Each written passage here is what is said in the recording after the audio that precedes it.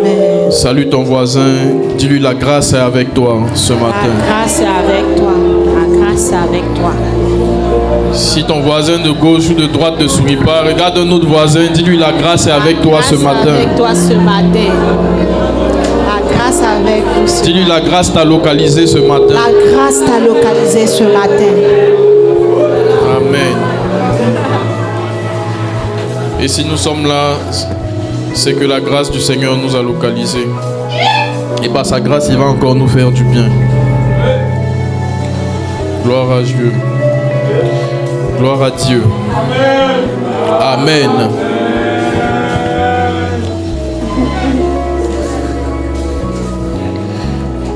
Amen.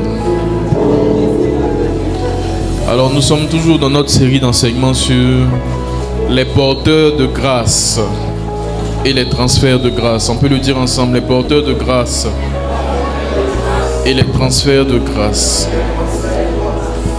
Amen. Les porteurs de grâce et les transferts de grâce.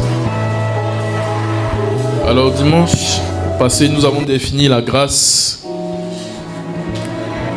Et la définition de la grâce qui est commune, c'est que la grâce est une faveur imméritée. Directement faveur imméritée. Amen. La grâce est une faveur imméritée. La grâce est une faveur imméritée. Mais la grâce est aussi une promesse de Dieu ou un projet de Dieu manifesté. Tu peux le dire avec moi, une promesse de Dieu, un projet de Dieu manifesté. Amen.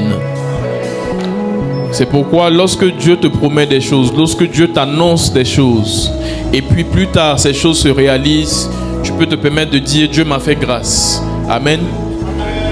Parce que la grâce est la manifestation des promesses de Dieu. Lorsque Dieu t'annonce quelque chose, souvent même il ne nous annonce pas et puis il le fait directement. Mais quand il le fait, c'est sa grâce.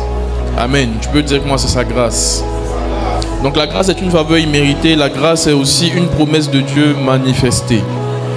Et une autre définition de la grâce que le Seigneur m'a donnée, c'est que la grâce c'est aussi se présente sous forme de rêve que Dieu met dans ton cœur. Quand Dieu met un rêve dans ton cœur, quand Dieu met des projets dans ton cœur, c'est une forme de manifestation de sa grâce. Parce que les rêves et les projets qu'il met dans ton cœur, ce sont des promesses qu'il a pour toi. Amen. Et ces promesses-là, il les accomplit. Lorsqu'on regarde l'histoire de Joseph, on se rend compte que Joseph a eu des rêves. Amen. Joseph a eu des songes. Mais ces songes-là se sont réalisés plus tard, là où Joseph est devenu maintenant premier ministre d'Égypte. Pour vous dire que lorsque nous avons des rêves dans nos cœurs, que ce soit des rêves que nous concevons même dans nos cœurs, que ce soit des songes même que tu fais, qui viennent de Dieu, c'est aussi une des manifestations de sa grâce. La grâce de Dieu commence par les promesses de Dieu. La grâce de Dieu commence quand Dieu te promet quelque chose. La grâce de Dieu commence à se manifester dans ta vie quand Dieu te promet quelque chose. La grâce de Dieu commence à se manifester dans ta vie quand Dieu t'annonce quelque chose. Amen. Et nous avons été bénis ce vendredi durant la nuit du ciel ouvert. Est-ce que nous avons été bénis? On peut donner un amen de reconnaissance au Saint-Esprit. Dis merci Saint-Esprit. Le Saint-Esprit nous a fait du bien durant cette nuit de ciel ouvert. Et il a annoncé plusieurs choses sur la vie de chacun. Amen. Et lorsque ces promesses-là vont s'accomplir, ce sera la manifestation maintenant de la grâce. Amen. Donc lorsque tu vivras l'accomplissement de ces promesses-là, tu pourras dire Dieu m'a fait grâce. Amen. Mais pour l'instant, tu es un porteur de promesses. Dis avec moi, porteur de promesses. Donc le thème de cette série d'enseignements, c'est porteur de grâce et transfert de grâce. Mais je vous ai expliqué dimanche passé qu'il y a une différence entre un porteur de promesses et un porteur de grâce. C'est qui le porteur de promesses? Le porteur de promesses, c'est celui-là à qui Dieu a promis quelque chose, mais ce n'est pas encore accompli. Le porteur de promesses, c'est celui-là à qui Dieu annonce quelque chose, mais qui ne s'est pas encore accompli. Donc la promesse est en toi. La promesse, tu la gardes. Amen. Il y a un chant qui dit, si Dieu a mis un rêve dans ton cœur, qui connaît la chanson? Écris-le Garde-le comme un trésor. Amen. Donc le rêve que Dieu met dans ton cœur, c'est un ensemble de promesses qu'il a pour toi, mais que tu dois garder comme un trésor, parce que ça doit se manifester. C'est comme lorsqu'une femme est enceinte. Cette femme-là, il y a quoi? Comme on appelle ça, le fœtus, qui doit grandir à l'intérieur de toi. Mais si tu te libères toi-même de ce fœtus-là, tu ne verras pas la manifestation de l'enfant. Tu ne verras pas la naissance de l'enfant. Amen. Dis-moi, l'avortement, ce n'est pas bon. Amen. C'était une parenthèse. Mais pour vous dire quelque chose d'assez important, c'est que les promesses que Dieu vous fait, lorsque vous ne croyez pas aux promesses que Dieu vous fait, c'est comme si vous êtes en train d'avorter vos grâces. Le manque de foi est un avortement de la grâce. Le manque de foi aux promesses de Dieu. Quand Dieu te promet quelque chose, lorsque Dieu t'annonce quelque chose et que tu doutes, tu es en train d'avorter toi-même la grâce que Dieu veut faire, que Dieu veut déployer dans ta vie. Amen. Dis Seigneur, pardonne-moi pour toutes les fois où j'ai douté de ce que tu m'as annoncé, de ce que tu m'as promis. Et je décide de patienter, quel que soit le temps que ça fera. Tu dis dans ta parole, si la promesse tarde, attends-la, car elle s'accomplira certainement. Et je sais que ma promesse s'accomplira au nom de Jésus. Amen. Donc quand tu doutes des promesses de Dieu,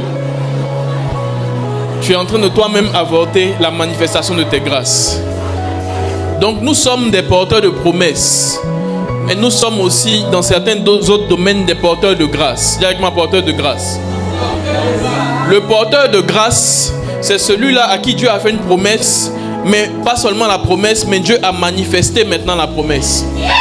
Les promesses que tu as dans ton cœur, pour lesquelles tu n'as pas encore vu la manifestation, c'est juste au stade de promesse. Donc tu es un porteur de promesses.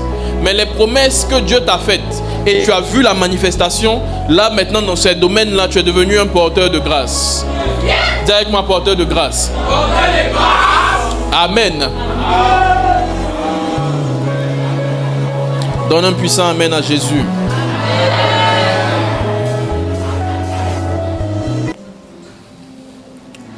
Donc, on va prendre ici la reste pour Ruth. Tu peux venir s'il te plaît.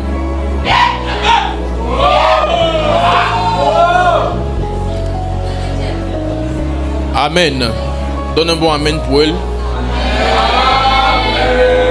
Alors, la reste pour Ruth ici a reçu des promesses de Dieu depuis sa conversion. Quelle est la promesse de Dieu? Donne-moi une des promesses de Dieu que tu as reçues et puis ça s'est manifesté. Que tu vis actuellement. Voilà, mon reste pour Alex est une manifestation d'une promesse de Dieu. Amen. Amen. Donc si Dieu lui avait promis qu'elle s'est convertie, qu'elle va se marier, maintenant qu'est-ce qu'il t'a expliqué dessus sur cette affaire de mariage? S'il vous plaît. Oui. Dans une certaine période, dans un certain moment, qu'est-ce qui allait se passer? D'accord. Maintenant, quand tu étais avec la personne, le Seigneur vous a donné un mois, une date, tout ça. Voilà. Vous donnez une date, un mois, tout ça, ça fait partie de la promesse. Maintenant, quand dans ce mois-là, vous vous êtes mariés, là maintenant, la promesse est manifestée. Donc là maintenant, vous pouvez dire Dieu nous a fait grâce. Parce que là maintenant, c'est la grâce. Vous comprenez? Mais à l'instant où Dieu lui disait tu vas te marier et tu vas te marier à telle période, ça c'est la promesse. Donc elle était porteuse de promesse. Vous comprenez? Mais quand la promesse s'est manifestée, maintenant en ce moment là où elle est dans ce domaine là, elle est une porteuse de grâce.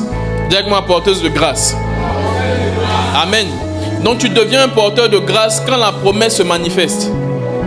Mais quand la promesse n'est pas encore manifestée, tu es un porteur de promesse.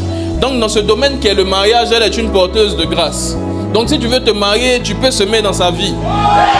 C'est une manière assez rapide de prendre la grâce. Amen. Parce qu'une simple parole d'un porteur de grâce sur toi, concernant le domaine dans lequel la personne porte la grâce, accélère le mouvement du Saint-Esprit dans ta vie. Amen. Donc si tu n'es pas encore marié, qu'elle te dit par exemple que Dieu te fasse grâce et que tu te maries assez rapidement. La parole qu'elle relâche là s'appuie sur ce qui est déjà en elle. Et l'atmosphère spirituelle retient ça. Donc les anges de Dieu qui lui ont fait manifester cette grâce vont se mettre en mouvement pour le faire pour toi. Amen. Que Dieu te bénisse. Amen. On acclame le Seigneur pour elle. Par ton acclamation aussi, tu es en train de recevoir sa grâce. Amen. Maintenant, les autres promesses que le Seigneur lui a faites, qui ne se sont pas encore manifestées pour l'instant jusqu'à aujourd'hui, c'est encore au stade de promesse. Donc, dans ces domaines-là, elle est une porteuse de promesses. Vous comprenez? Mais elle va devenir dans quelque temps une porteuse de grâce aussi dans ces différents domaines. Amen. Je prie que tu deviennes un porteur de grâce dans plusieurs domaines de ta vie. Et chacun de nous ici, nous sommes à la fois des porteurs de promesses dans certains domaines et dans d'autres domaines, nous sommes aussi des porteurs de grâce. Les domaines dans lesquels on a vu Dieu à l'œuvre, les domaines dans lesquels on a vu Dieu manifester ce qu'il nous a annoncé. Amen. Donne un bon amen à Jésus. Donc c'est dans ces domaines-là nous sommes devenus des porteurs de grâce. Et on a vu dimanche passé l'histoire de Abraham. Dis avec moi Abraham. Genèse chapitre 17 verset 1 à 22. Je crois que quelque part vers le verset 12, Dieu lui fait des promesses. Dieu lui dit, tu deviendras père d'une multitude. Des nations sortiront de toi. Des rois sortiront de toi. Amen. Donc en Genèse 17, comme vous aimez bien regarder les films, je peux vous t'expliquer ça pour que tu comprennes de manière plus simple. À l'épisode 17 du film appelé la Genèse, dans cet épisode 17 là, Dieu fait une promesse à Abraham. Et Dieu dit à Abraham, tu seras père d'une multitude. Des rois sortiront de toi. Des nations sortiront de toi. Donc à l'épisode 17, Abraham est un porteur de promesses. Est-ce qu'on est ensemble? Est un porteur de promesses. Maintenant, à l'épisode 21, Genèse chapitre 21, Abraham maintenant devient un porteur de grâce. Pourquoi? Parce que la promesse a commencé à se manifester, ou la promesse est manifestée. Amen. Donc le Seigneur lui dit, tu seras père d'une multitude. Mais pour être père d'une multitude là, il faut enfanter au moins un déjà. Tu ne peux pas dire que tu veux multiplier par 0. 4 fois 0, ça fait 0. 5 fois 0, ça fait 0. 48 fois 0, ça fait 0. Vous comprenez? Donc quand Dieu lui dit tu seras père d'une multitude, c'est-à-dire tu auras 1000 enfants, 15 000 enfants, 15 000 descendants, 10 000 descendants. Ces nombres que Dieu lui annonce, multitude là. Pour ça là, il faut qu'il fasse un d'abord. Ça va devenir 2, 3, 4, jusqu'à atteindre la multitude. Amen. Et je vous ai dit que lorsque Dieu te fait des promesses, il faut t'attendre au fait qu'il y ait des combats. Il faut t'attendre au fait qu'il y ait des oppositions. Il faut t'attendre au fait qu'il y ait des épreuves. Parce que la promesse est le début de la manifestation de la grâce. Vous comprenez? Mais la promesse est spirituelle. La promesse n'est pas physique. Amen. Donc si Dieu te dit que tu deviendras telle ou telle chose, il a déjà mis en toi la semence pour le devenir. Donc spirituellement, tu l'as déjà. Mais sauf que physiquement, tu ne le vois pas encore. Physiquement, on ne le voit pas encore. Amen. Maintenant, vu que la promesse est à l'étape spirituelle, tous ceux qui travaillent avec le monde spirituel peuvent l'identifier. Donc ceux qui travaillent avec le monde spirituel de Dieu peuvent identifier les promesses que Dieu a pour toi. C'est pourquoi vous allez aller à des programmes et des hommes vont vous dire voici ce que Dieu veut faire dans ta vie. Voici ce que Dieu s'apprête à faire. Parce que cette personne qui te dit ça est spirituelle. Mais tu peux aussi par hasard te retrouver à un événement dans lequel il y a un féticheur Mais sauf que ce jour, il n'est pas dans sa tenue de féticheur. Ou bien il y a quelqu'un peut-être qui travaille dans une secte. Et puis tu rencontres cette personne. Et puis cette personne te dit, ton étoile est grande. Hein. Voici ce que Dieu veut faire. La même chose que l'homme de Dieu t'avait dit un mois avant. Est-ce que ça veut dire que l'homme de Dieu et puis le féticheur sont la même chose? Non. Mais les deux sont spirituels. Vous comprenez? Donc les promesses que Dieu nous fait sont spirituelles. D'abord spirituelles. Et toute personne spirituelle peut aussi identifier ces promesses-là. Quel que soit le camp avec lequel la personne collabore. Si cette personne collabore avec le camp de Dieu, elle peut identifier la promesse sur toi. Si cette personne collabore avec le camp du diable, elle peut aussi identifier la promesse sur toi. Amen. À moins que tu fasses un certain type de prière pour que ton étoile soit cachée. Parce que ton étoile, c'est l'ensemble des promesses de Dieu sur toi. La Bible dit, nous sommes bénis de toutes sortes de bénédictions dans les lieux célestes en Jésus-Christ. Directement en Jésus-Christ. Donc quand la Bible nous dit, nous sommes bénis de toutes sortes de bénédictions dans les lieux célestes en Jésus-Christ, ça veut dire que spirituellement, il y a un ensemble de grâces, un ensemble de promesses qui sont déjà déployées sur toi et dans ta vie. Et cet ensemble de grâces et de promesses-là représente l'étoile que tu as. La Bible dit, les rois mages ont vu l'étoile de Jésus. Quand Jésus devait naître, ils ont vu l'étoile et ils ont suivi l'étoile. Mais les rois mages là, c'était des magiciens. Ce n'étaient pas des prophètes, ni des évangélistes, ni des pasteurs. Ce n'étaient pas des scribes, ni des pharisiens. C'étaient des magiciens, c'est-à-dire des sorciers. Ils ont vu l'étoile de Jésus et ils ont suivi cette étoile-là. Donc Satan aussi voit l'étoile qui est sur ta vie. Satan aussi connaît les promesses de Dieu sur ta vie. Et parce qu'il les connaît, il va les combattre avant leur manifestation. Il va faire en sorte que ces promesses-là soient avortées. L'avortement est une pratique satanique. L'avortement est l'œuvre du diable. C'est une pensée diabolique. L'avortement ne vient pas de Dieu. À chaque fois que Dieu te fait une promesse, il faut savoir que Satan veut avorter la promesse. Satan veut avorter la manifestation de la promesse. Donc il va te combattre. C'est pourquoi tu dois savoir qu'il est très important pour toi de marcher sérieusement dans les voies de Dieu. Il est très important pour toi de marcher sérieusement dans les voies de celui qui te fait la promesse. Parce que celui qui te fait la promesse est fidèle pour cacher la promesse et la garder et faire en sorte que l'ennemi ne vienne pas voler. La Bible dit dans Jean 10:10, le voleur ne vient que pour dérober, piller, égorger, détruire. C'est-à-dire Satan. Mets-moi Jean 10:10 s'il te plaît. On dit Satan, son travail là, il ne vient que pour voler. Mais il vole quoi? Satan ne vole pas des choses matérielles. Satan ne vient pas dans ta maison voler ta télévision. Satan est spirituel. Dieu aussi est spirituel. La Bible dit Dieu est esprit. Et il faut que ceux qui l'adorent, l'adorent comme en esprit et en vérité. Dieu n'est pas physique. Dieu est esprit. Dieu c'est un esprit. Mais Satan aussi c'est un esprit. Mais un mauvais esprit. Est-ce que vous comprenez? Satan est spirituel. Donc quand Satan doit voler des choses dans ta vie, il vole des choses pas physiques, mais des choses invisibles, des choses spirituelles, mais qui sont à l'intérieur de toi. Lorsqu'on vous dit ne pratiquez pas les rapports sexuels avant le mariage, la fornication.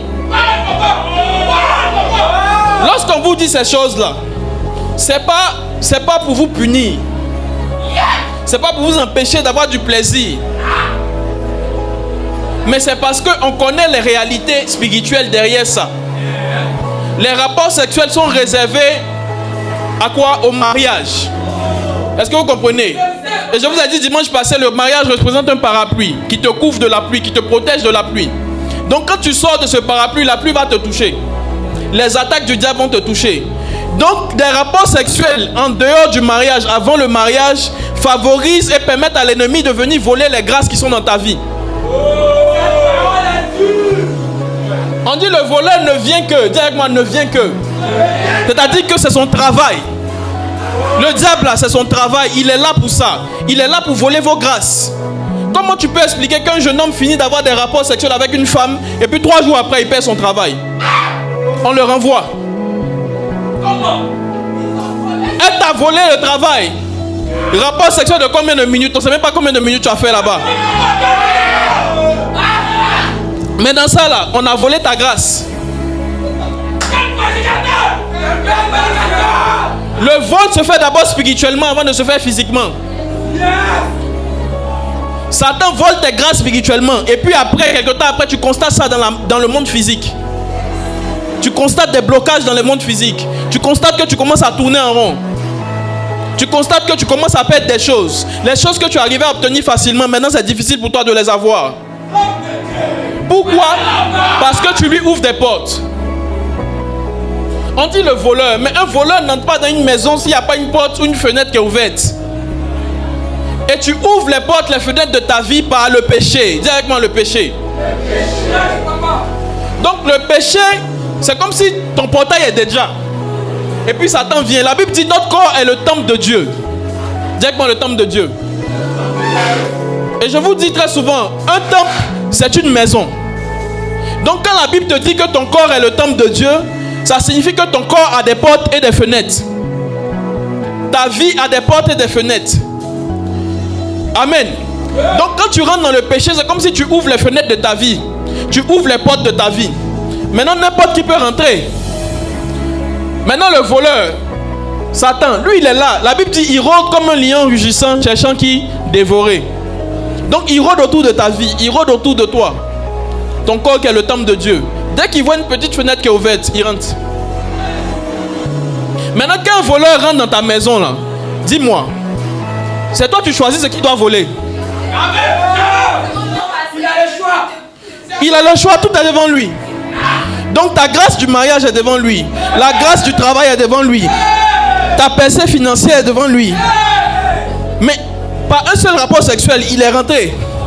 Donc il voit tout ça là devant lui. Et puis il regarde maintenant ce qu'il va voler. Il est libre de voler une chose, une seule grâce. Il est libre de voler 5 grâces. Est-ce qu'on est ensemble?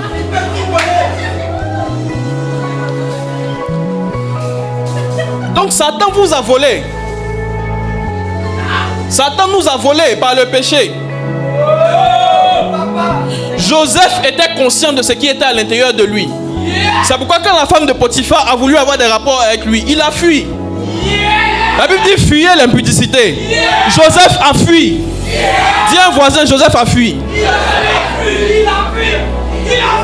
Joseph était conscient des promesses de Dieu qui étaient sur sa vie. Joseph était conscient de la grâce de Dieu qui était dans sa vie. Il a fui. Tu ne peux pas me voler. C'est si je me suis déshabillé devant toi, tu vas me voler. Joseph a fui.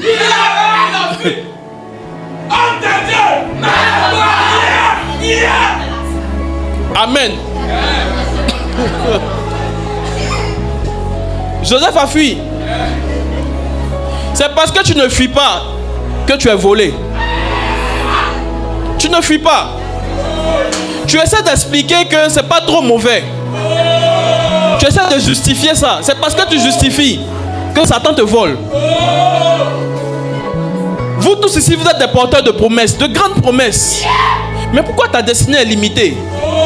Pourquoi ta vie tourne en rond? Ta vie est mélangée comme à checker. C'est parce que tu as ouvert des portes à Satan par le péché. Et il est rentré, il a mélangé ça lui-même. Donc le temps que tu as arrangé là, tu as perdu au moins 5 ans. Tu as eu un retard de 5 ans. Donc quand on vous dit de vous détourner du péché, c'est pour votre porte bien. Parce qu'on sait que le meilleur moyen pour le diable de voler les grâces ou les promesses de Dieu dans vos vies, c'est par le péché. Pas seulement par le péché du sexe. Le péché, c'est pas seulement la fornication. Parce qu'aujourd'hui, dans certaines églises, on pêche que dès qu'on entend péché, c'est fornication. Non. Même la jalousie, c'est un péché. Il n'y a pas de différence entre un jaloux ou une jalouse et un fornicateur. Donc, quand tu es jaloux de ton frère ou de ta soeur, tu n'es pas différent d'un fornicateur. Et par la jalousie, Satan peut venir aussi voler des grâces dans ta vie. Il y a des péchés du corps qui sont le mensonge. Ça, c'est un péché de la bouche. Quand tu mens là, tu es en train d'ouvrir des fenêtres à Satan. Et il rentre, il vole ce qu'il veut aussi. On te demande tu es à quel niveau. Tu dis je suis à la vie. Pourtant tu es encore à Cyprès. Tu es un menteur. Tu es un menteur. Tu es une menteuse. Il n'y a pas de petit péché. Donc quand tu dis que tu es à la vie, pourtant tu es à Cyprès là, tu n'es pas différent d'un fornicateur. Donc quand ton frère en Christ tombe dans la fornication, il ne faut pas le juger. Parce que toi-même tu manges jour et nuit. Mais par ce type de péché là, Satan vient voler des grâces dans vos vies. Vous pensez que c'est la fornication seulement? La fornication, ce qui arrange le diable, c'est que par la fornication, il peut ramasser tout en même temps et puis il avance. Et c'est ça que Satan fait en sorte que vous aimez ça le plus. Parce que c'est le meilleur moyen pour lui de tout ramasser dans la maison. Par la fornication, on peut te sucer toutes tes grâces. Et puis ta vie même, tu ne comprends plus rien dans ta vie. Les mensonges, on peut voler quelques grâces rapidement. Mais la fornication, on peut sucer tout. C'est pourquoi tu as l'impression que c'est chic. Et Satan te convainc que c'est chic. Et que c'est pas facile. Oh. Mais le temps que tu vas continuer de dire c'est pas facile là. Le jour où tu te rends compte, il a tout pris.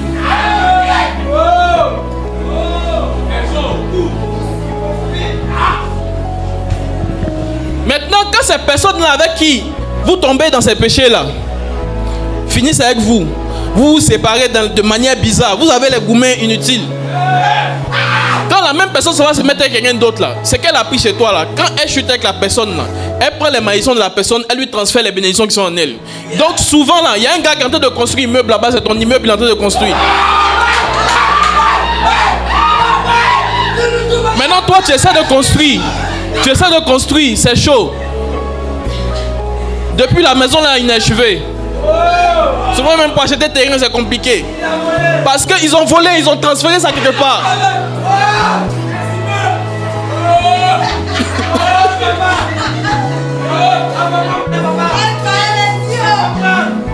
Et dans Proverbe, là, comme Dieu nous aime, dans Proverbe, la Bible dit qu'on peut aussi prier pour la restitution. La Bible dit, trouve-moi le verset, la Bible dit quand le voleur peut restituer au septuple. Mais ça, c'est un certain type de prière que tu vas faire. Et quand tu fais ce genre de prière, il y a une disposition aussi que tu dois avoir.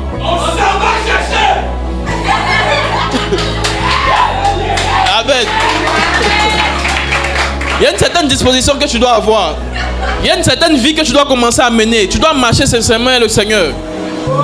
Les portes et les fenêtres que tu avais ouvertes là, tu dois les refermer. Et puis tu dois maintenant marcher sérieusement. Les amis, la vie chrétienne, ce n'est pas une course de vitesse, c'est une course d'endurance. Ça peut arriver que tu sois un peu épuisé, mais continue de courir. Ça peut arriver que tu tombes, mais relève-toi et puis continue de courir. Amen. Donc ça peut arriver que tu tombes dans des choses, mais il faut te relever et puis il faut t'éloigner de ça, tu vas continuer la marche. Mais non, c'est pas facile. Oh. Je ne sais même pas comment il fait pour le laisser.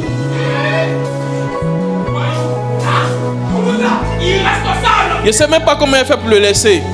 On a chuté une fois, mais depuis là, ça fait 5 fois, on rechute, on chute, on rechute, on chute, on rechute, on chute, on rechute, on chute, on rechute, on chute, on rechute.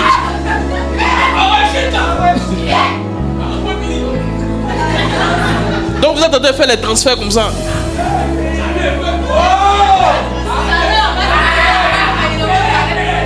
Et les transferts là, c'est pas seulement les grâces, c'est aussi les malédictions. Chacun de nous ici, là, nos sangs biologiques, il y a des liens de famille. Il y a des malédictions qui ont été prononcées. C'est pourquoi on a besoin d'accepter Jésus pour que le sang de Jésus travaille pour nous. Sinon, nos sangs biologiques, là, il y a des bénédictions dedans, mais il y a des malédictions à l'intérieur. Il y a ce qu'on appelle des liens de famille. Donc, quand tu as des rapports avec quelqu'un qui a un lien de famille de pauvreté, pendant que toi, tu as un lien de famille où on combat ton mariage, par exemple, tu lui transfères ça, son mariage sera combattu, toi, maintenant, tu vas devenir pauvre aussi.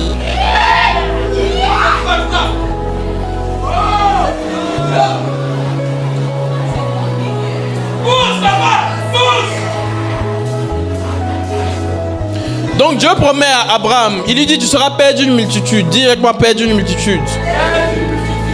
Dans Genèse 17, des nations sortiront de toi. Et des rois sortiront de toi. Ça c'est la promesse. Mais Satan a commencé à le combattre. Satan fait en sorte que sa femme devienne stérile. Donc il envoie un démon de stérilité. Parce qu'il ne veut pas que la promesse se manifeste. Toutes les promesses que vous avez, Satan va les combattre. Et si vous ne marchez pas sérieusement avec le Seigneur, vous risquez de les perdre. Ou de ne jamais voir leur manifestation. Souvent ton propre sorcier c'est toi-même. C'est pas les sorciers de ton village. Souvent ton propre sorcier c'est toi-même. Par la vie que tu décides de mener. Et à la fin quand Satan vole, tu accuses les sorciers. Pour dire dans la famille là, on a les liens des familles. Non. La Bible dit, il n'y a plus de condamnation pour ceux qui sont en Jésus-Christ. Donc quand tu es en Jésus-Christ, il n'y a plus, les liens de famille n'ont plus de pouvoir sur toi. Mais malgré que tu es en Jésus-Christ, pourquoi les liens de famille continuent à avoir de pouvoir sur toi? Parce que tu continues d'ouvrir des portes et des fenêtres dans ta vie. C'est simple. Sinon, normalement, quand tu es en Christ, il n'y a plus de condamnation. Lien de famille, c'est rien devant toi. Mais si tu ouvres des portes par le péché, les liens de famille auront du pouvoir sur toi. Est-ce qu'on est ensemble? Donne un puissant amen à Jésus. Donc Saraï, Satan envoie un démon de stérilité sur elle. Mais elle n'était pas la vraie cible. La vraie cible c'était Abraham. Mais comme elle était mariée à Abraham, et comme on sait que Dieu dit tu seras père d'une multitude. Pour être père d'une multitude, il faut faire un enfant à quelqu'un. Donc celle-là qui tu es là, on va faire en sorte qu'elle ne fasse pas d'enfant, afin que la promesse ne s'accomplisse pas. Vos promesses seront beaucoup combattues. Mais si vous prenez le temps d'être sensible au Saint-Esprit, vous prenez le temps de marcher sérieusement avec Dieu, le Saint-Esprit va vous dire, voici comment on doit faire, voici comment on ne doit pas faire, afin que vous atteigniez la promesse. La Bible dit, quand l'Esprit viendra, il vous conduira dans toute la vérité. Donc c'est le Saint-Esprit qui doit te conduire pour éviter les pièges du diable et puis atteindre l'accomplissement des promesses de Dieu sur toi. Mais si tu n'as pas Jésus dans ta vie, ou même si tu as Jésus et tu ne marches pas sérieusement avec lui, le Saint-Esprit ne peut pas te conduire. La Bible dit marcher par l'esprit et non par la chair. Donc quand tu rentres dans le péché, tu es en train de marcher par la chair. Tu n'es plus conduit par l'esprit. Amen. Et quand la chair te conduit, la chair va te conduire dans les pièges du diable pour t'empêcher de voir l'accomplissement des promesses de Dieu. Quelqu'un qui est charnel, c'est quelqu'un qui décide de ne pas voir l'accomplissement des promesses de Dieu sur sa vie. Quelqu'un qui décide de devenir spirituel, c'est celui qui décide de voir l'accomplissement des promesses de Dieu sur sa vie.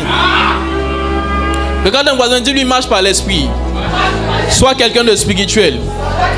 Ne sois plus quelqu'un de charnel. Sors du péché. Amen. Donc il envoie un démon de stérilité sur Saraï. Mais cet esprit a pu agir. Tu vas voir que si tu fouilles bien dans la vie de Saraï, il y a des portes qui étaient ouvertes. Sinon un démon ne peut pas venir comme ça agir dans ta vie. C'est pas possible. Dis que moi c'est pas possible. Donc il envoie l'esprit de stérilité. Après il envoie un autre esprit, un esprit de dépression. Au point où Saraï commence à accuser Dieu. Et elle dit, Dieu m'a rendu stérile. Va vers ma servante, ma nounou, comme on dit en ivoirien, ma bonne. Et puis il faut coucher avec elle, tu peux en faire enfant. Elle t'a dit que quand Satan commence à combattre vos promesses, à un moment donné, il commande lui-même non. Et puis après lui-même, il vient encore vous présenter des raccourcis. Il te fait tomber dans la fornication avec un gars bizarre, un sugar daddy. Et puis spirituellement, on vole ta grâce du travail. Maintenant, tu n'arrives pas à travailler. Et puis à un moment donné, Satan vient te dire, mais le patron de telle entreprise, tu peux coucher avec lui aussi. Et puis tu auras du travail. Donc Satan vole ton travail et puis te propose un raccourci encore pour avoir du travail. Mais ça devient un travail maudit. Est-ce qu'on est ensemble? Est-ce que tu es avec moi? Si tu es avec moi, tu vas faire comme ça.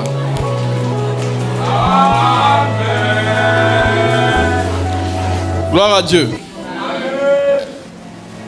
Mais la bonne nouvelle, c'est que quand Abraham a commencé à marcher par l'esprit, a commencé à être sensible et intime à Dieu, Dieu a manifesté la promesse. Malgré qu'ils avaient fait des erreurs, Saraï et lui.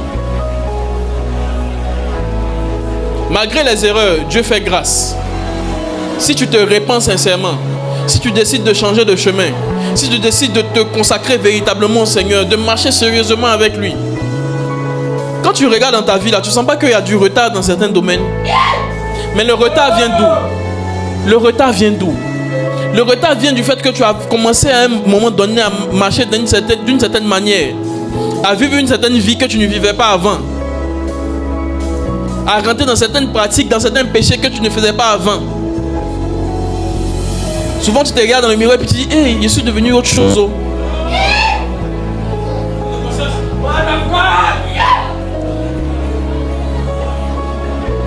Mais si tu te répands sincèrement, tu décides de marcher sérieusement avec Jésus, tu décides de fermer les portes, ce que tu avais ouvert, tu décides de t'éloigner de ce qui te fait tomber à chaque fois dans les mêmes choses,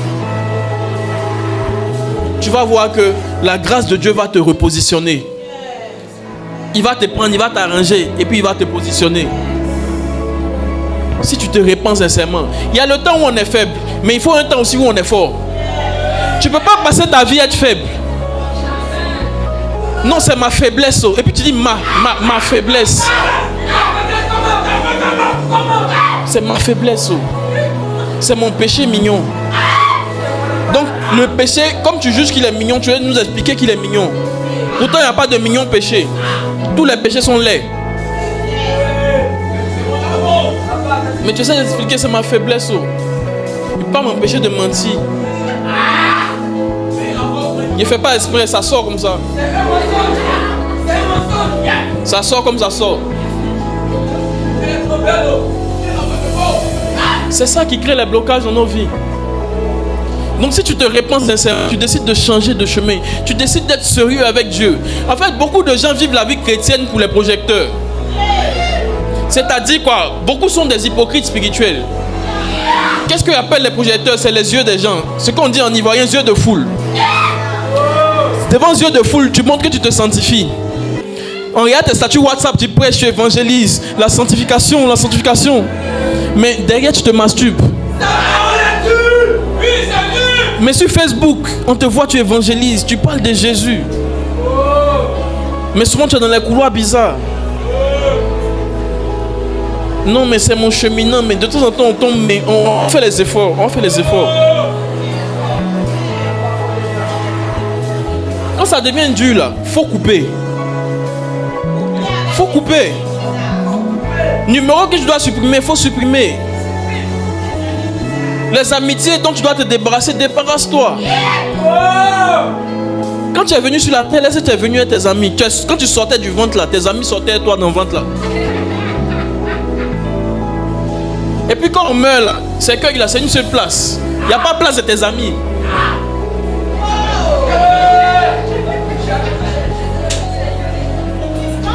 Donc, tu ne peux pas essayer de m'expliquer que c'est normal pour toi.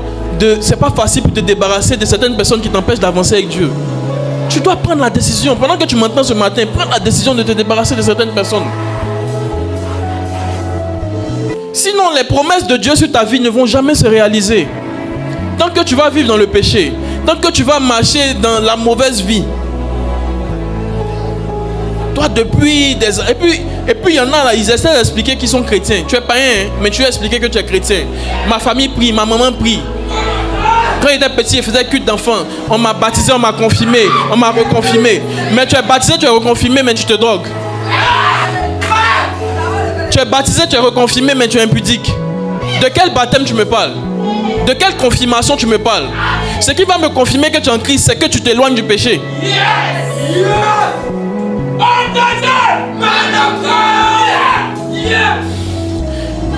Le péché vous empêche de voir la réalisation des promesses de Dieu sur vous.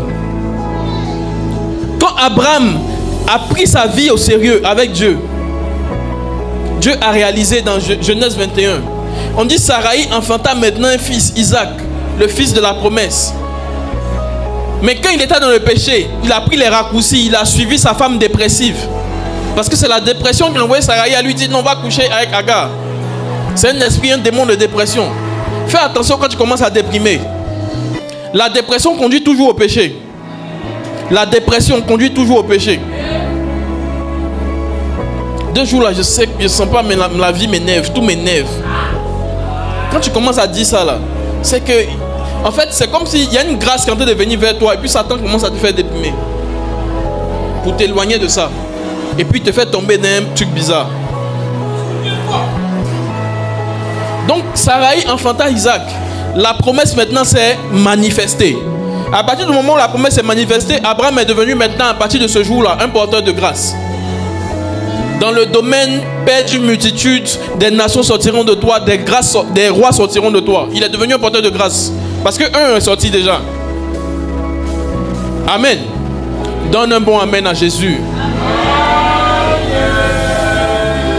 Donc Sarah devint enceinte. Elle enfanta un fils à Abraham dans sa vieillesse, au temps fixé dont Dieu lui avait parlé. Dis avec moi, au temps fixé. Chaque promesse de Dieu a un temps pour sa réalisation.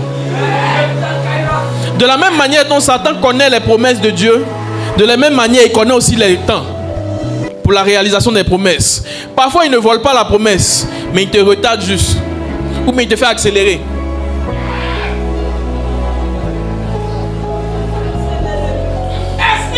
Il te fait accélérer. Bon, il te pas accélérer, parce que l'accélération est de Dieu, mais il te précipite. Voilà. La Bible dit Satan était précipité du ciel sur la terre. Vous comprenez? La précipitation est du diable, mais l'accélération est de Dieu. En fait, dans la précipitation, il n'y a pas de patience, mais dans l'accélération, il y a de la patience. Lorsqu'une voiture accélère, pour accélérer, il faut d'abord aller en première, ensuite en deuxième, ensuite en troisième, et puis tu vas commencer à accélérer. Vous comprenez? Donc première, deuxième, troisième, c'est la patience. Tu ne peux pas aller un coup. Mais la précipitation, là, tu démarres maintenant, tu fous. Souvent, Dieu te fait des promesses et puis Satan t'amène à te précipiter. La Bible dit un fruit consommé avant le temps conduit au péché, conduit au chagrin. Donc même quand Dieu te dit c'est ton mari qui est là, c'est ta femme qui est là, c'est pas pareil. Dieu t'a dit aujourd'hui vous allez coucher ensemble en même temps. Non, mais de toute façon on va se marier. De toute façon on va se marier.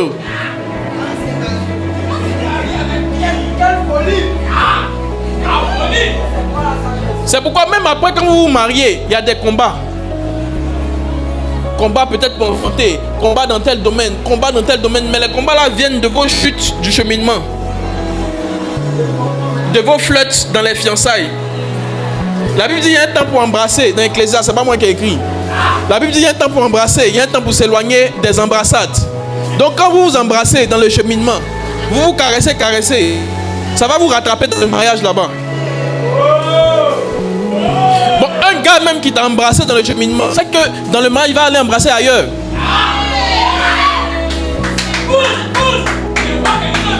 Faites attention aux frères en Christ qui sont pressés pour flirter avec vous. Ils n'ont pas la maîtrise de soi au niveau de leur chair. Il sait que dans acheminante, il est pressé. Comme on dit, il est déjà au lit. Mais ça là, il va manifester ça dans le mariage.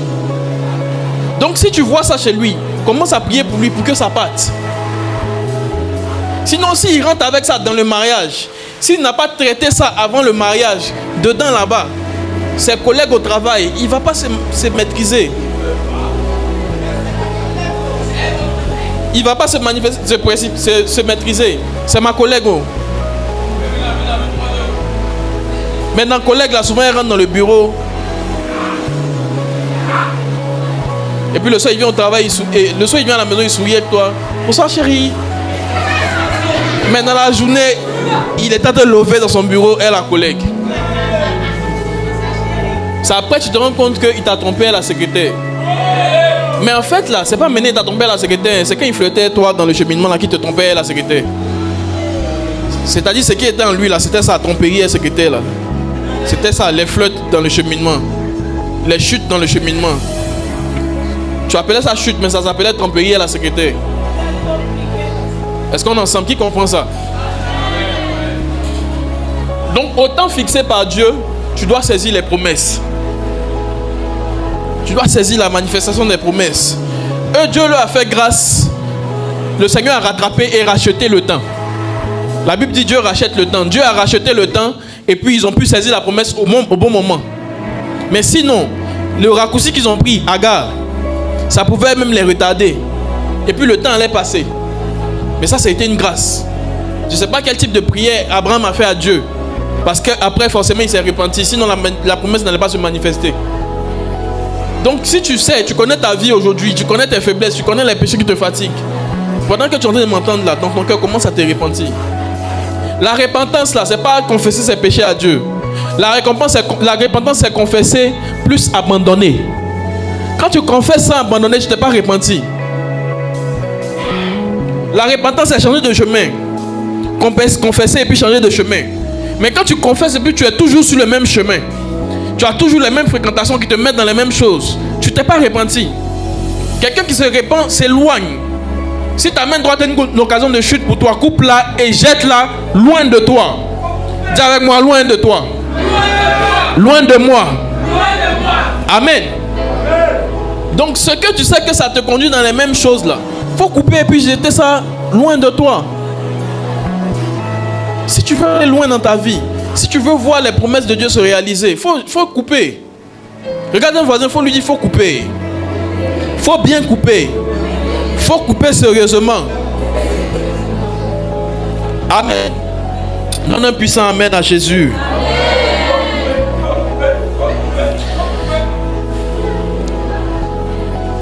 Mets le schéma de la postérité d'Abraham, s'il te plaît.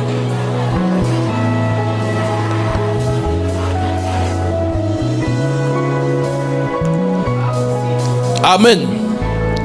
Donc, Satan envoie un démon de stérilité vers Saraï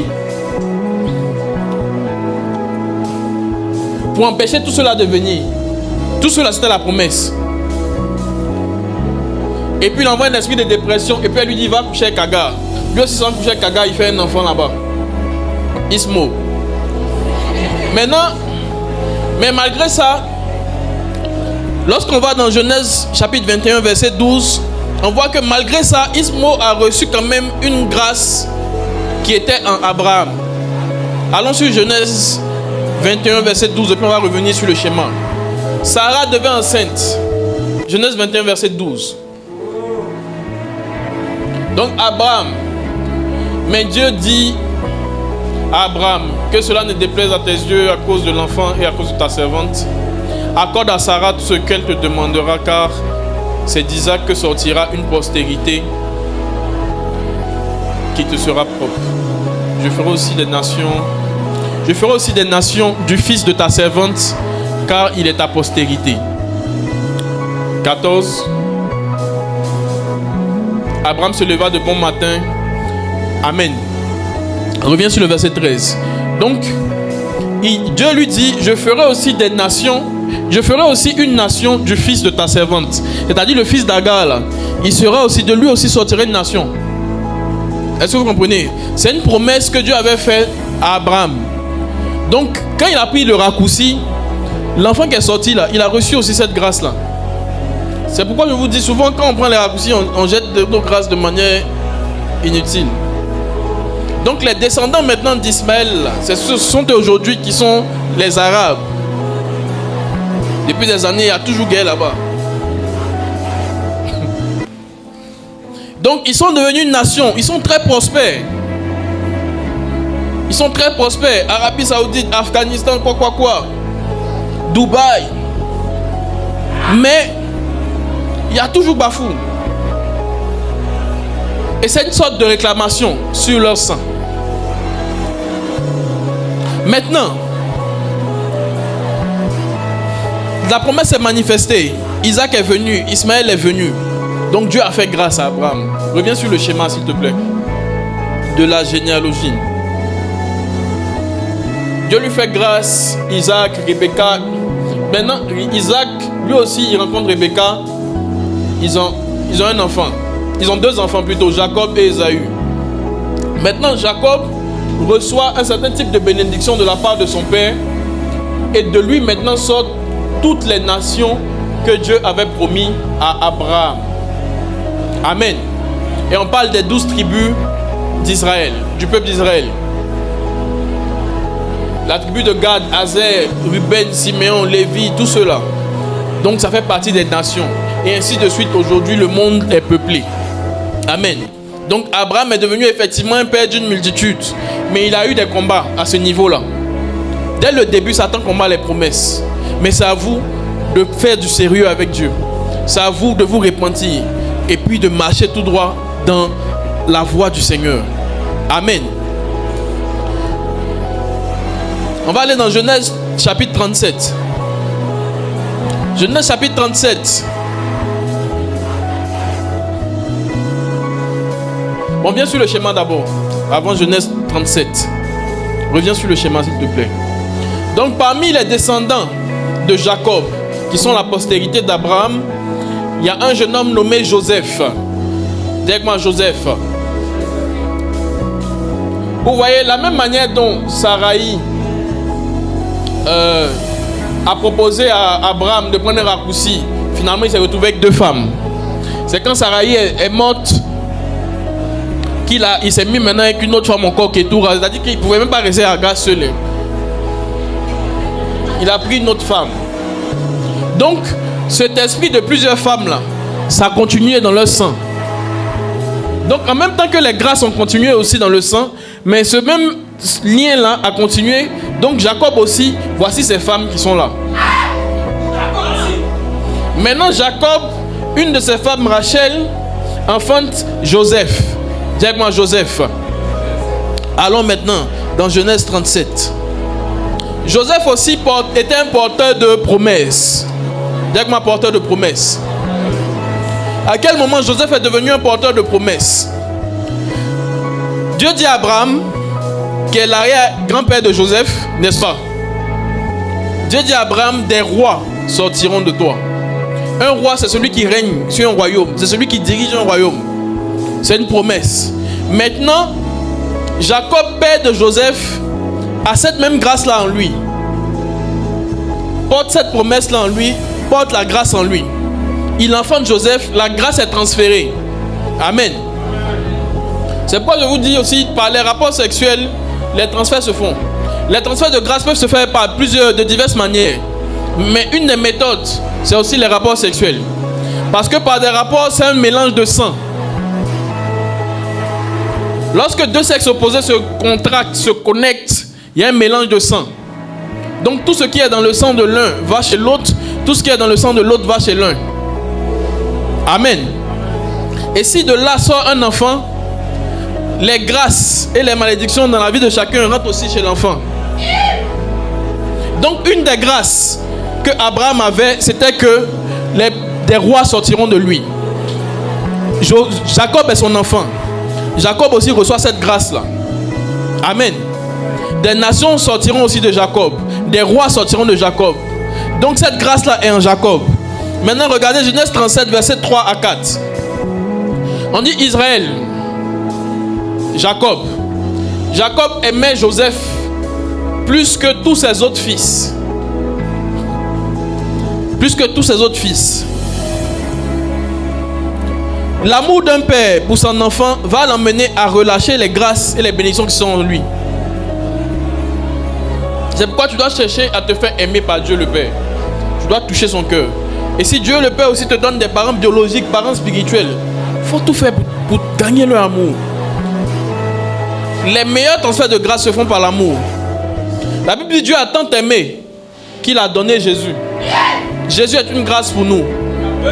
Mais le transfert s'est fait sur la base de tant aimer. Donc parce que Jacob a tant aimé Joseph, il a transféré à Joseph la grâce qui était sur lui de devenir un roi. Il a fait une tunique multicolore, une tunique royale à Joseph et puis lui a donné. C'est un transfert. C'est pourquoi tu dois faire attention aux cadeaux qu'on te fait. Souvent il y a des cadeaux qui sont empoisonnés spirituellement, mystiquement. Et par ces cadeaux-là, on peut te transférer des blocages, des maladies, des trucs bizarres. Quand vous faites vos dots, vos mariages, faites attention aux cadeaux.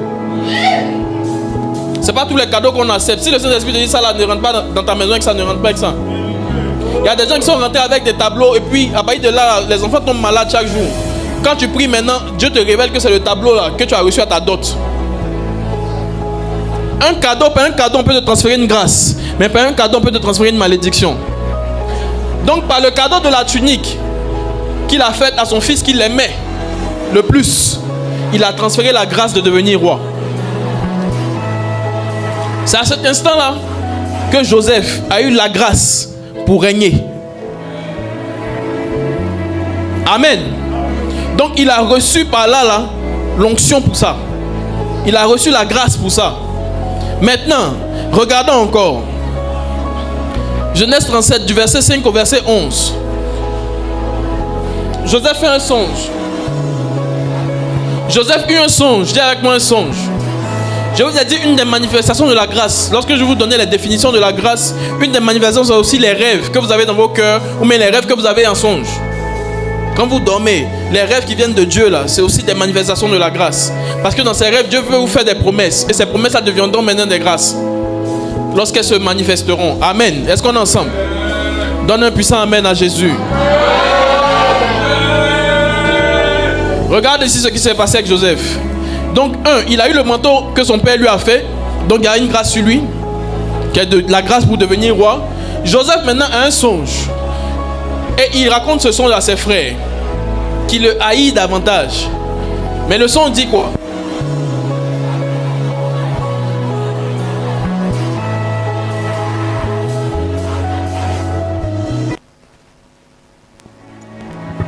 Écoutez donc. Le songe dit... Il dit, écoutez donc ce songe que j'ai eu. Verset 7. Allons rapidement s'il te plaît. Verset 7. Nous étions liés à des gerbes au milieu des champs. Et voici ma gerbe se leva et se tint debout. Nous étions quoi? Liés. Nous étions liés des gerbes. Nous étions en train de lier des gerbes au milieu des champs. Et voici ma gerbe se leva. C'est-à-dire on était tous ensemble. Et tout d'un coup, ma gerbe se leva et se tint debout. Et vos gerbes l'entourèrent. Genre, vous êtes mes voisins. Vos gerbes l'entourèrent et se prosternaient devant elle. C'est-à-dire que vous êtes mes voisins, mais vous m'adorez encore. Donc quand les frères entendent ça, ils disent, ah petit là.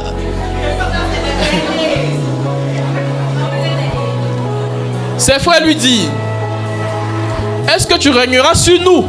Parce qu'ils ont compris le songe. Est-ce que tu nous gouverneras? Et il le haït encore davantage. La haine a augmenté. À cause de quoi?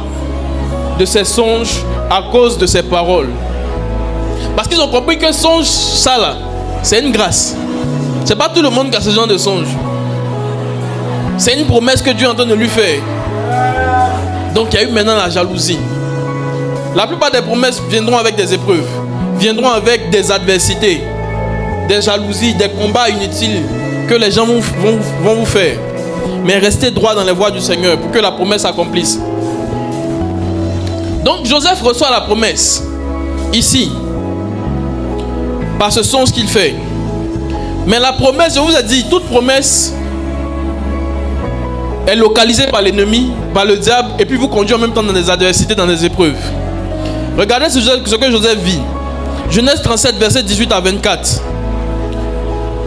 Joseph est jeté dans un puits par ses frères. Première épreuve. Tu as promesse sur ta vie, non? Tu as la grâce, non? Donc Satan et ses démons utilisent les frères de Joseph pour empêcher la promesse de se manifester. On le jette dans un puits. On dit non, bon, on va le faire sortir du puits, on va le vendre. Si on l'a vendu là, c'est mieux. Là, la promesse ne va pas se réaliser. Vous dites, ils n'ont pas compris que toute promesse a un environnement de grâce. Un environnement pour sa manifestation.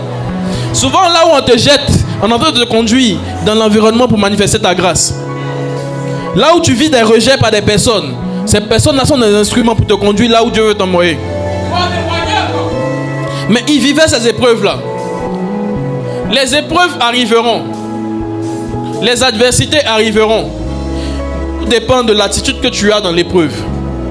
C'est ça qui fera la différence et qui permettra à la grâce de se manifester. Genèse 37, verset 25 à 37. Versets 25 à 37.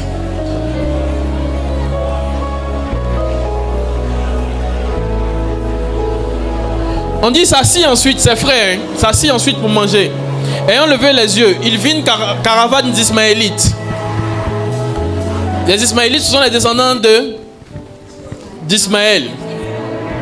D'Ismaël, l'enfant d'Agar. Ce sont ses descendants à l'époque de Joseph. Donc ces Arabes. Les Égyptiens. On dit il vit une caravane d'Ismaélites venant de Galade. Leurs chameaux étaient chargés d'aromates, de baumes, de myrrhe qu'ils transportaient en Égypte. Donc on voit qu'ils sont riches. Donc ceux-là, on peut leur vendre Joseph. Alors Judas dit à ses frères, que gagnerons-nous à tuer notre frère et à cacher son sang? Parce qu'au début, le projet même, on l'a jeté dans le puits, mais on dit, c'est mieux à le tuer. Et puis il n'y aura pas de manifestation de la promesse. Où tu es là, les promesses qui sont sur ta vie, Satan cherche à te tuer. Satan cherche à te tuer, même vrai. C'est pourquoi tu dois fuir son chemin. Tu dois fuir le péché. Donc on veut le tuer. Il dit venez, vendons-le. Au lieu de le tuer là, c'est mieux, on va le vendre. C'est notre frère. Vendons-le aux Ismaélites. Et ne mettons pas la main sur lui. Car il est notre frère, notre chair. Et ses frères l'écoutaient. Donc les frères de Judas, frères de Joseph, l'écoutaient. Donc parmi les 12 là, Judas a sciencé. Mais ça c'est l'esprit de Dieu, c'est la faveur de Dieu qui continuait de se mouvoir quand même dans la vie de Joseph malgré les épreuves qu'il vivait. Au passage des marchands madianites sont les mêmes Ismaélites. Ils tiraient et firent, dans une autre version on dit au passage des marchands égyptiens. Ils tiraient et firent remonter Joseph hors de la citerne. Donc on l'a fait sortir du puits. Et il le vendit, pourquoi 25 cycles d'argent aux Ismaélites. Un faux jet. Et on dit maintenant ces personnes-là l'emmenaient en Égypte, directement en Égypte. Donc ils ne savaient pas qu'en le combattant, en le vendant, ils étaient en train de le conduire dans son territoire de faveur. Pour que la promesse atteigne sa manifestation. C'est pourquoi tu vis des combats aujourd'hui, c'est vrai. Mais rends grâce à Dieu pour ces combats-là. Parce que ces combats-là vont te conduire là où Dieu te veut. Vont permettre à Dieu de manifester la promesse qu'il a mise en toi. Donne un bon amen à Jésus.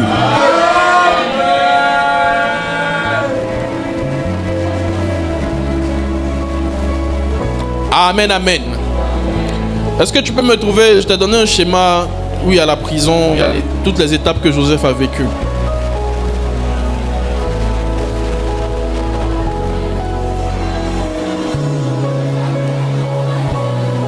Donc Joseph était dans cet environnement-là quand il a reçu la promesse.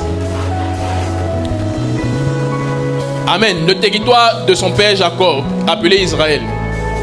Il a reçu la promesse de la royauté. Il a reçu l'onction par le manteau que son père lui a communiqué. Amen. Donc, c'était l'environnement où il a reçu la promesse. Sauf que cet environnement-là était un environnement défavorable pour lui. Pour la manifestation de la promesse. C'est pas là que la promesse devait se manifester. L'environnement favorable, c'était en Égypte. Donc ses frères pensaient qu'ils étaient en train de lui faire du mal, en le jetant dans un puits. Ils pensaient qu'ils étaient en train de lui faire du mal en le vendant. Mais derrière ça, l'Esprit de Dieu se mouvait. Et puis l'Esprit de Dieu est en train de le pousser maintenant dans l'environnement de sa grâce. Je prie dans le nom de Jésus. Quelles que soient les épreuves que tu vis, quelles que soient les adversités que tu vis, et quel que soit le domaine dans lequel tu vis ces choses, je déclare que l'Esprit de Dieu te pousse dans l'environnement de ta grâce, et que la grâce soit manifestée, que les promesses de Dieu soient manifestées, dans le nom de Jésus. Et quelqu'un donne un bon amen à Jésus. Acclame bien pour toi-même. Dis avec moi, dimanche prochain, on va pousser. Et après, Joseph, on va voir encore d'autres personnes. On dit il y a encore du temps. On va pousser un peu. Non, dimanche prochain. D'accord. Bon, Genèse 39, verset 1 à 6. Donc ils l'ont vendu. Ils l'ont vendu. Il devient maintenant esclave. Parce qu'on l'a vendu. Il devient esclave d'un Égyptien appelé Potiphar. C'est oui, Potiphar. Potiphar.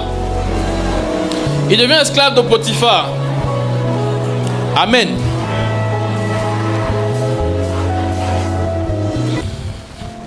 Verset 36. Au verset 36. Genèse 37, verset 36.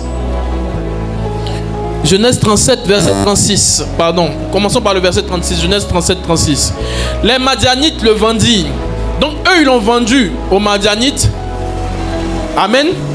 Maintenant, les Madianites, là, arrivés en Égypte, et ils le vendent à un homme qui avait déjà aussi, qui avait besoin d'un bon esclave.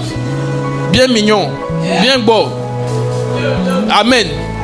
Donc, ils l'ont vendu à Potiphar. Donc, il est vendu par ses frères aux Madianites. Les Madianites aussi le vendent à Potiphar. Dis avec moi, Potiphar. Et Potiphar était qui? Potiphar n'était pas un petit quelqu'un en Égypte.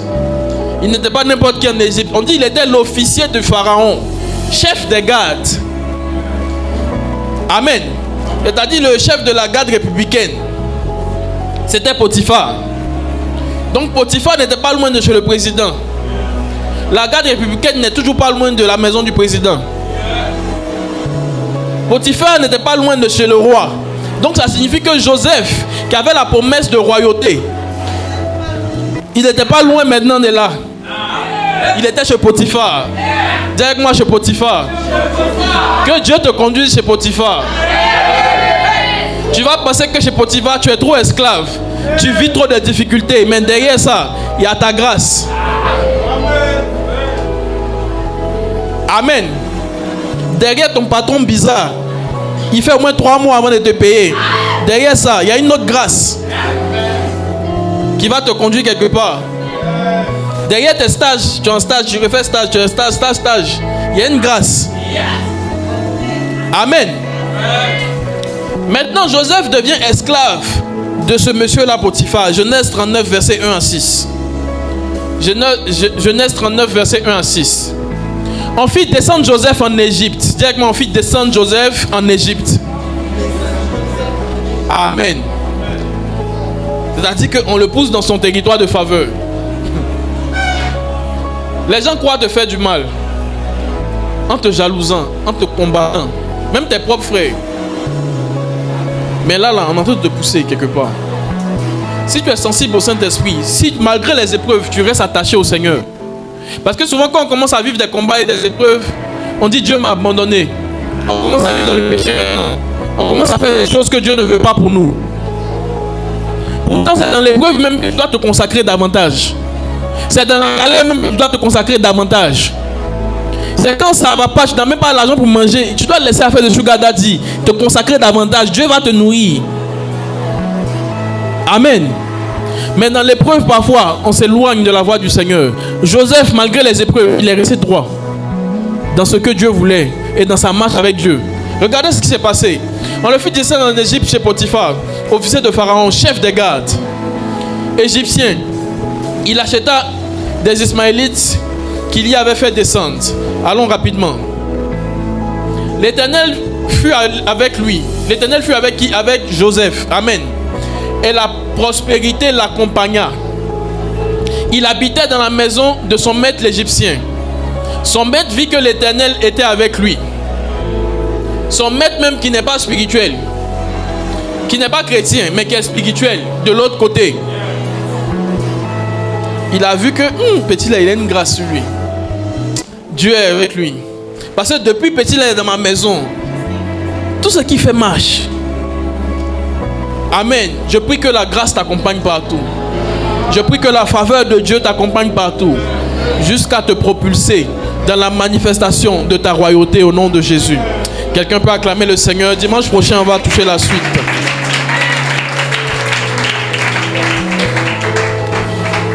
Regarde-moi, dis-lui, sois là dimanche prochain. Amen. Donc je vous ai dit, quelles que soient les mauvaises voies que tu empruntes, quand tu te répands sincèrement, Dieu va te restaurer. Et les grâces qui sont en toi vont se manifester.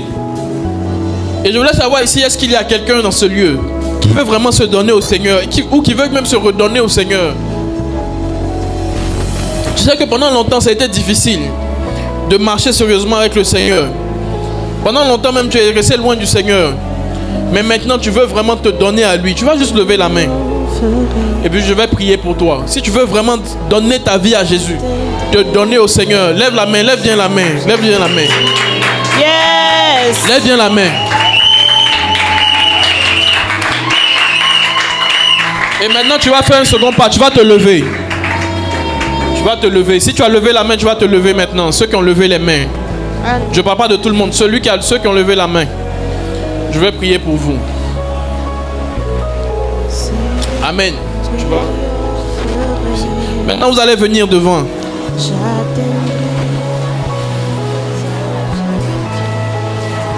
Oui.